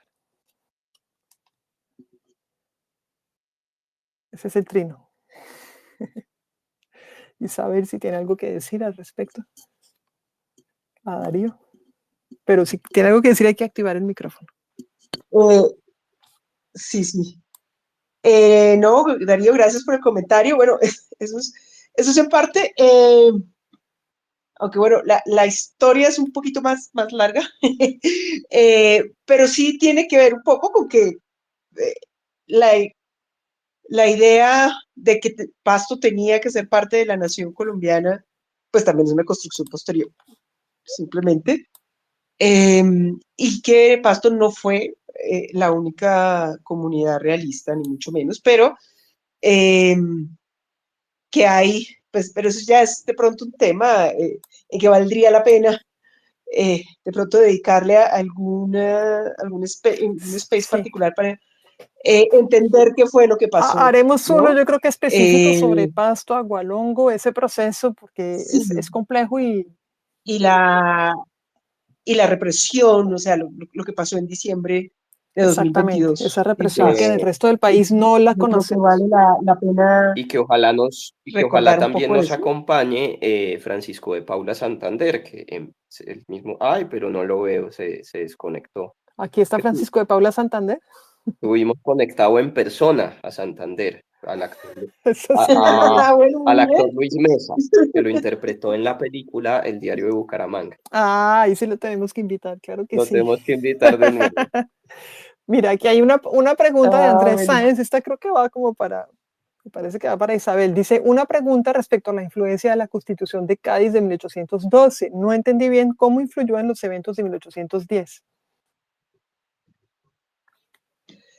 No, no la constitución, sino el proceso constituyente. Perfecto. ¿Sí? De hecho, el famoso, eso que nosotros llamamos, yo estoy diciendo el famoso, una cantidad de cosas que a mí me parecen famosas, pero nadie se acuerda. El Memorial de Agravios, lo que se habla del Memorial de Agravios, era una representación de la Junta del Cabildo de Santa Fe, pues Junta no se había formado todavía, anterior al 20 de julio, reclamando porque no se tenía suficiente representación en las Cortes de Cádiz. Creo que era en ese momento, bueno, realmente ahí también hubo varios cambios en el proceso, pero sí el debate, o sea, en 1812 fue cuando se proclamó la Constitución, pero el debate constitucional, digamos, como que de alguna manera estuvo presente en todo ese Sí, eran periodo. como que las ideas, estaban circulando esas ideas tanto allá como acá Claro, y son contemporáneas. Esas ideas sí se reflejan en la Constitución o en el debate sobre juntas. claro. Le doy la palabra. Incluyendo el debate sobre cómo elegir a los representantes, por ejemplo. Ese debate se Genial. daba desde Le doy la palabra aquí a ese momento. Nelson Cárdenas, luego muy condimentado y luego Carlos Ramírez. Hola Olga y participantes. Yo quería preguntarles a ustedes que tienen pues, la experiencia tanto en la historia como en el desarrollo de las sociedades aparte de la nuestra, si habrá alguna forma como de que nuestra historia tenga un relato más realista.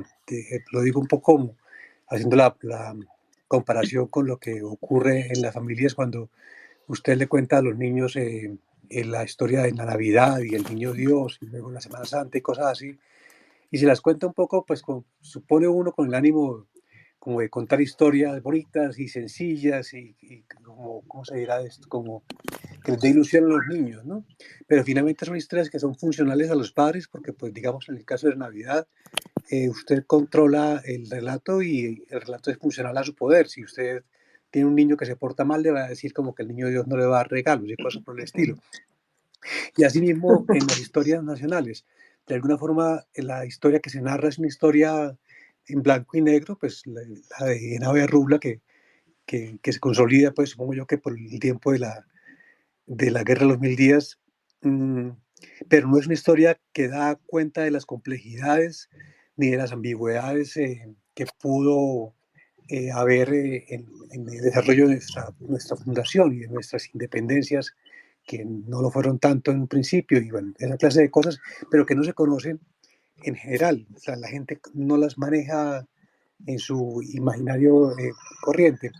Y asociado a esto, si ustedes creen que sea posible que alguna vez, aparte de contarnos historias más complejas y menos para niños, habrá alguna forma de vincular la idea militar que, como bien anotaba Olga, bien podría pasar de los grandes señoros y generales y capitanes de los ejércitos a los pequeños líderes o líderes más de pueblo, más a ras de piso, pero que igual participan de la creación heroica y militar de la nación. Y si habrá alguna forma, pues, como de vincular esa narrativa del héroe y de la muerte como supremo ofrenda a la patria y a la patria misma, pues, como que si habrá alguna forma de contarse el país más allá del honrar la bandera y ponerse la mano en el corazón y aplaudir soldados cuando pasan. al ritmo de los tambores en cada 20 de julio, 7 de agosto o la fecha que escojamos. Quería preguntar eso. Bueno, Estoy segura de que Felipe tiene mucho que decir. Además, recordemos que él está en los medios muy presente, en RTBC, en los programas, en fin, Felipe. No, yo digo, el secreto para solicitudes legítimas como esa, yo digo que es prestarle más atención a la producción de conocimiento histórico, porque ese relato existe, en el sentido de que permanentemente lo está investigando y está haciendo un proceso desde hace ya varias generaciones de interpretación de esa complejidad de nuestro pasado, la investigación histórica desde la academia. No tal vez con la misma velocidad, pero sí lo ha hecho también. Los currículos a la hora de enseñar los procesos de la historia de Colombia, los pocos espacios que puedan o no ofrecerse, está claramente establecido de que la enseñanza de la historia de Colombia y no solamente el relato de la independencia, sino cualquier otro, el enfoque no es de ninguna manera anecdótico, sino a partir de procesos y problemas históricos. Yo digo que ante todo la tarea es ver cómo esa construcción de conocimiento llega a la gente a través de ejercicios de divulgación, a través de una literatura amplísima, porque hay una cantidad de libros, desde tesis que han sido publicadas por las grandes editoriales o por las editoriales universitarias, libros como la tesis de Isabel, como por ejemplo el libro del profesor Francisco Flores sobre la intelectualidad afro, el reciente trabajo colectivo cuyo autor tenemos, el profesor José David Cortés, que le da nuevas perspectivas a la historia política. Claro, no todo el mundo está obligado y no todo el mundo tendría por qué leerse una tesis doctoral de 400 páginas, por supuesto que no, pero en esa medida, por eso también la responsabilidad que tenemos desde quienes estamos vinculados a entidades del Estado y el esfuerzo que uno conoce que hacen el Banco de la República, que hacen los museos adscritos al Ministerio de Cultura. No hay que perderle el miedo a volver a esos espacios, que muchas veces la gente se quedó con el relato de lo que fue en su momento las intenciones que llevaron en el año 60 a construir la Casa del Florero. Pues si uno va hoy a ver la actual curaduría de ese museo, no solo se encuentra que hay una curaduría que quiere abordar críticamente el proceso de independencia, sino que hay una sala dedicada a otra cosa muy diferente que ocurrió en ese inmueble, que es los desaparecidos del Palacio de Justicia, por ejemplo.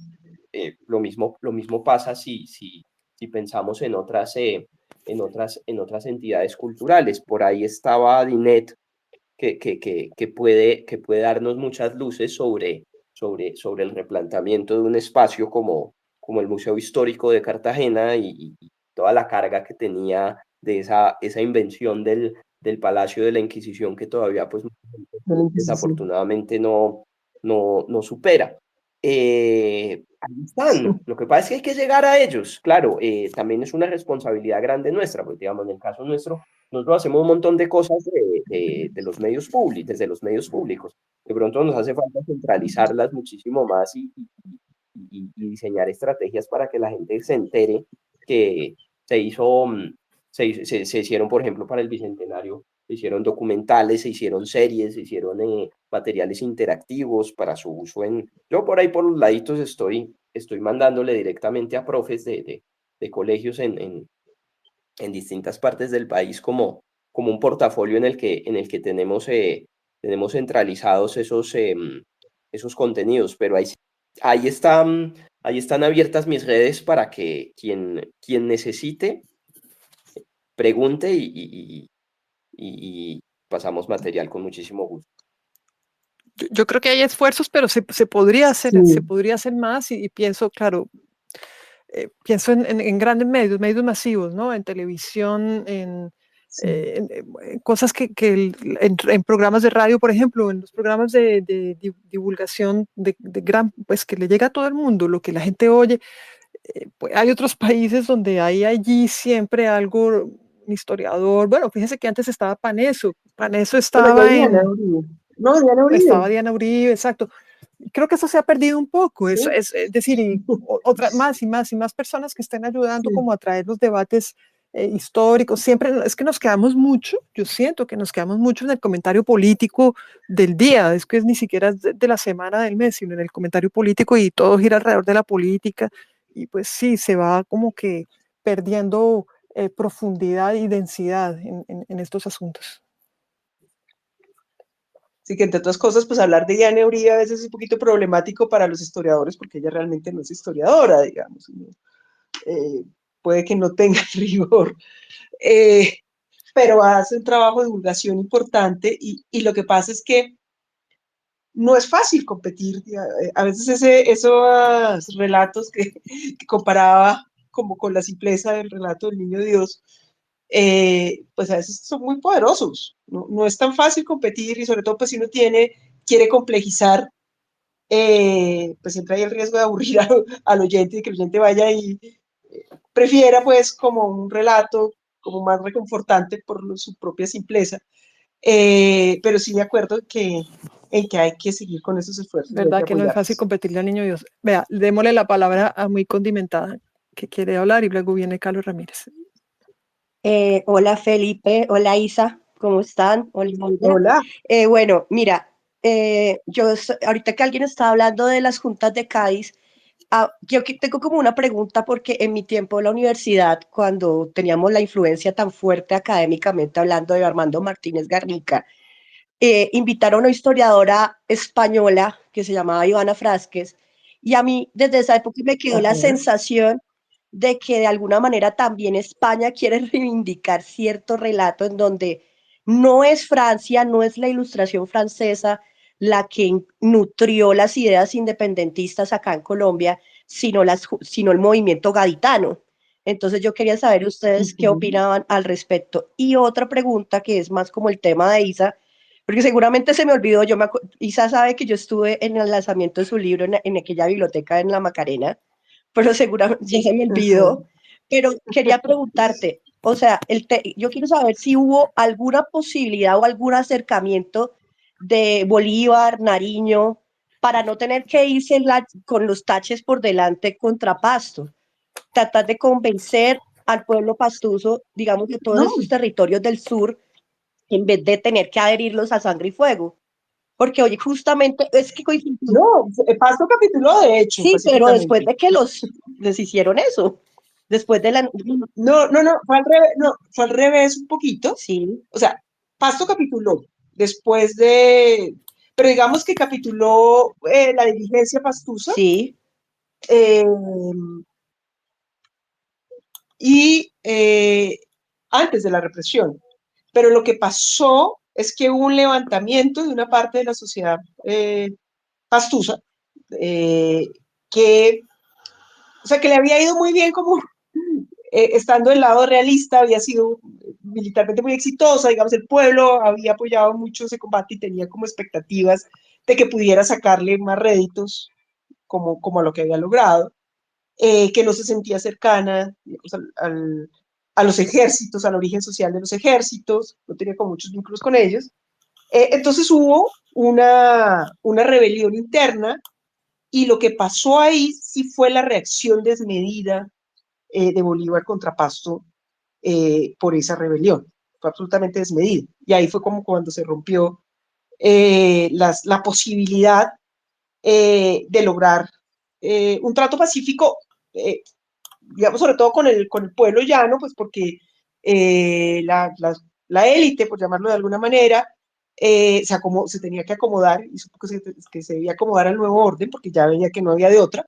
Pero sí hubo una resistencia muy prolongada que fue más como una reacción al maltrato que recibieron, que realmente una reivindicación de otro proyecto político. ¿Sí? Si uno lee incluso las proclamas de Agualongo, es como un orgullo herido, y uno, ¿no? Porque además, pues Bolívar como que redobló la humillación, no reivindicó de ninguna manera, no intentó, o sea, después de la represión, sí, Bolívar no intentó comportarse distinto, hasta que llegó Obando. digamos, cuando Obando sí dice que intentó mejorar los vínculos, pero fue más una represión que ahí lo que, bueno, aunque eso nuevamente es como un tema para otro space, pero estaba más la preocupación de Bolívar de que le afectara su campaña hacia el Perú. La presencia de ese foco ahí Vamos a hacer subordinado de otro Pasto. space sobre Pasto, pero y la otra pregunta de la historiadora española y la preguntica de... No, sí, es cierto que hay como en la historiografía española un esfuerzo por reivindicar digamos, sus propios procesos políticos y su propio proceso liberal, digamos, que pues estaba inserto también en otras, en lo que pasaba pues en Europa y digamos en todos los procesos liberales, que yo creo que tiene cosas interesantes esa visión, que más allá que alguien lo use pues para decirnos que somos españoles y hay que reivindicar lo hispano, sí me parece que fue interesante, pues realmente volver a darle una mirada a qué está pasando dentro de la propia comunidad española, digamos. Vale, súper. Le vamos a dar la palabra a esta persona que ahora se me perdió, pero mientras leo, hay varios pastuzos aquí conectados y están aportando también. Mire, Pasto capituló, dice César Torres, Pasto capituló luego de la batalla de Bombona de 1822. Rompen las capitulaciones Merchancano, Agualongo, Boves y se rearman. Hay escaramuzas y en diciembre del 22 tiene lugar la llamada Navidad Negra. Eso dice él. Sí, de acuerdo, pero una cosa, sí fue después de la batalla de Bombona, pero lo que los hizo capitular fue la noticia de Pichincha. Y Darío Hidalgo dice, sí, muy buena idea oír historias investigadas de la periferia en la construcción de la nación. Lo que hoy es Nariño casi se vuelve Ecuador en algún punto, por ejemplo. Esperamos el space de lo que poco se sabe de esa resistencia a Bolívar, héroe entre interrogación en el sur. Saludos y desarrollo. Bueno, así que creo que lo de Pasto toca hacerlo muy pronto. Gracias, sí. Y hay aquí algo que alguien de Salamina puso este comentario que quería leer. Álvaro Gregory dice, yo tengo la idea de que el 20 de julio tenía más solemnidad. En mi pueblo, Salamina Magdalena, para los 2000, la gente sacaba la bandera y con los colegios salían las bandas de paz. De un tiempo para acá parece solo un simple festivo. Eso es importantísimo y esa es otra patica ahí que pues no nos da ya el tiempo para profundizar, pero sí de una cosa es lo que haya pasado en las calles de Bogotá el 20 de julio de 1810 y otra cosa es el valor simbólico que la fecha, ya muchas veces con connotaciones radicalmente distintas, le han dado muchas comunidades. Un caso emblemático como ese, otro caso que es tremendamente complejo, es la importancia que el 20 de julio tiene, por ejemplo, en San Andrés. Ah, sí. Y el 7 de agosto ¿Cómo es eso? Cuenten un poco. No, es una de las celebraciones más importantes que históricamente ha tenido la isla. Y pues, aquí lo que menos importa es el florero, sino es más un día de fiesta de no solamente las autoridades, sino las comunidades, de cómo desfiles de colegios, comparsas, y es muy interesante ver esa connotación y esa, ¿cómo es que decimos? Esa resignificación. Ya, apropiación y ya, qué bien. Exacto. Claro. Sí. Se entiende. Más o menos que se les hacía celebrar para colombianizarlos y ellos pues le dieron. Claro, están más cerquita de Nicaragua que de Colombia, objetivamente hablando. Pues sí, exactamente. Sí. Sí. Es muy interesante. Creo que ahora sí, Carlos Ramírez, no sé si yo le activé el micrófono, no sé si puede hablar. O se fue, es que no lo veo más.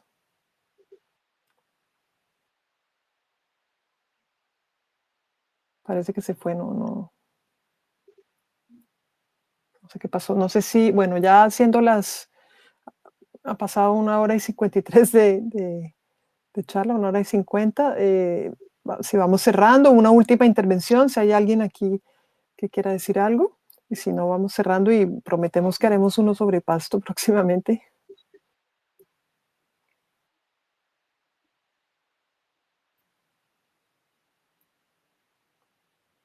Bueno,